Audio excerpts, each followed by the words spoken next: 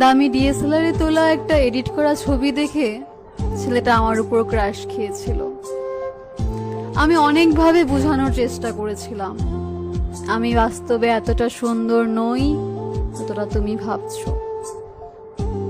ছেলেটা ছিল চঞ্চল প্রকৃতির, আমাকে ইমপ্রেস করেই ফেললো।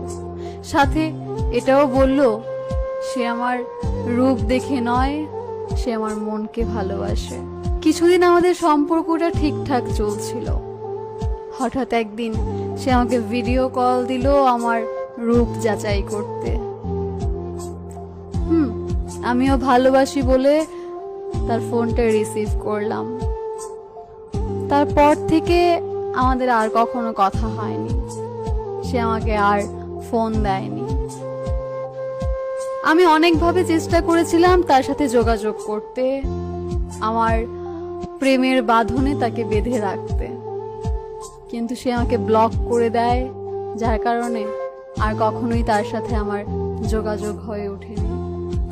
এরপরেও আপনারা বলবেন যে মেয়েদের রূপ নয়, মেয়েদের মনটাই আসল। আসলে কি জানো, তোমাদের মতো প্রেমিকরাই আমাদের মেয়েদেরকে বুঝিয়ে দাও মনটা নয়, গ্ল্যামারটাই আসল।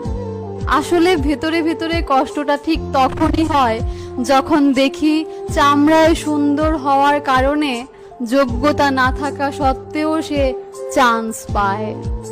আমাদের সমাজ আমাদেরকে বুঝিয়ে দেয় চামড়ায় সুন্দর না হলে সমাজ তোমাকে নিয়ে চর্চা করবে না।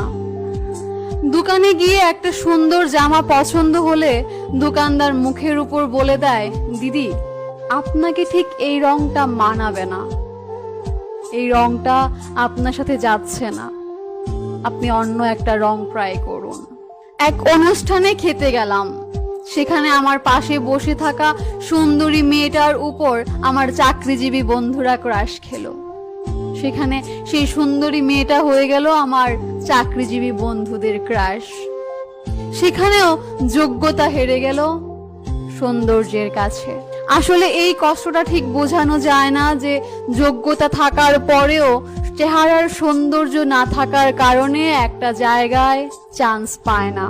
আসলে এই কষ্টটা বোঝানো যায় না যে যোগ্যতা থাকার পরেও একটা মেয়ে চেহারায় সৌন্দর্য না থাকার কারণে একটা জায়গায় চান্স পায় না। এই কষ্টটা কতটা বেদনাদায়ক একটা মেয়ের জন্য।